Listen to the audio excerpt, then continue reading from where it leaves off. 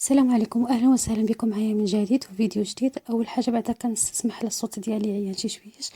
المهم بغيت نوريكم الطريقه ديال هذا العصير هذا اللي كيجي رائع جدا بالفريز، يعني مجمد او فراوله مجمده، يعني جبتها من الكونجيلاتور. كنت ديجا قدمت معكم الطريقه ديالها كيفاش كنحتفظوا بها في الكونجيلاتور، وكذلك هاد الطريقه ديال العصير كنت ديجا درتو في القناه ديالي وحاولته باش تعرفوا بالله راه يعني الطريقه زوينه بزاف ومعتمده عندي، لان الفريز كيبقى في نفس المذاق ديالو وفي نفس اللون ديالو، كذلك ما كيتبدلش ابدا. وكما كتشوفوا معايا يعني هذا العصير كيجي كريمي وكيجي خاطر ولذيذ بزاف في المذاق ديالو. نتمنى تجربوه وتبعوا معايا هذا الفيديو، فرجه ممتعه. بالنسبه للمكونات غنحتاج لتر الا ربع ديال الحليب، وكذلك جوج موزات، وعندي 3 المعالق ديال السكر حبيبات وسنيده كتبقى على حسب الذوق، وعندي كذلك الفخيز يعني اللي جبت من الكونجيلاتور، يعني كتبداو واحد 5 دقائق قبل ما تبداو يعني في العصير، يعني فقط على ما توجدوا ديك المكونات اللي غديروا بها العصير، يعني تبداو تخدموا في الفخيز، ما تخليوش يترخى يعني تماما، يعني ما تخليوش يديكونجولا، لان ملي كيديكونجولا كيطلق الماء بزاف وما كيبقاش يعني مزيان. يعني خدموا به بهذه الطريقه دي كما كتشوفوا معايا، يعني شاد راسو وانتم كما كتشوفوا معايا في الصوره، يعني كيبقى في اللون ديالو، وكذلك حتى المذاق يعني الطيبه ديالو ما كتبدلش بتاتا، يعني بحال يلاه عاد شريتوه. وهنا الوريقات يعني كما تبعتوا معايا لا فيديو اللي من قبل، يعني هذا الفخيز يعني ديجا مغسول مزيان وكذلك يعني نشفته مزيان، يعني ما في حتى شي حاجه، وهاد الوريقات هما اللي كيخليوه محافظ على الطراوه ديالو. غادي نقطع الفخيز كما كتشوفوا معايا، وغادي نقيهم داك الوريقات ما غنديرهمش معايا بطبيعه الحال.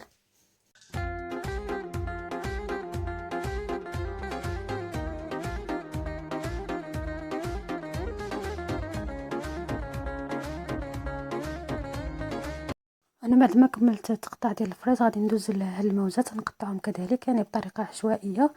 كنقطع انا كلشي يعني في الكاس ديال الخلاط يعني في مره، وغنضيف كذلك سنيده كما قلت لكم على حسب الذوق. وما تنسوش بلا الفخاز يعني ديجا فيه سنيده بالنسبه يعني اللي دار الطريقه ديالي، وبالنسبه لي يعني اللي غادي ياخذ الفخاز يعني عادي، يعني تقدروا يعني ديروه على حسب الذوق. صافي كنضيف الحليب ومن بعد كندير كلشي في الخلاط يعني، وتنطحن مزيان داك الفخاز مع البنان، ومن بعد تنضيف داك الحليب اللي تبقى لي شويه بشويه على حسب القوام اللي حبيتو نتوما، واش خاطر بالنسبه لي انا تعجبني هاد القوام هذا اللي وريتكم، يعني ما ثقيل ما خفيف، يعني ما جاريش بزاف، ما كيعجبنيش يجي جاري بزاف، يعني كيجي ميه، يعني ما بين وبين كيجي العصير زوين بزاف.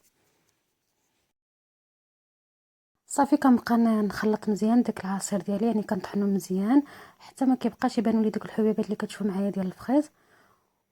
وبالنسبه لواحد النصيحه بغيت نزيدها لكم، يعني هاد العصير هذا ما تطحنوش يعني من قبل، يعني تخليوه حتى لوقت لانكم غادي تبغيو تناولوه، عاد طحنوه بواحد 5 دقائق يعني باش كيبقى في القوام ديالو. كما كتعرفوا البنان او الموز يعني كيتاكسد، بالنسبه للفخيز كيبقى هو ولكن البنان هو اللي كيتاكسد، يعني من الاحسن حتى تبغيو تقدموه عاد طحنوه راه تيجي رائع جدا. وكما كتشوفوا معايا كيجي كريمي، يعني كيجي بحال الشكل ديال لاموس، كيجي رائع في المذاق ديالو.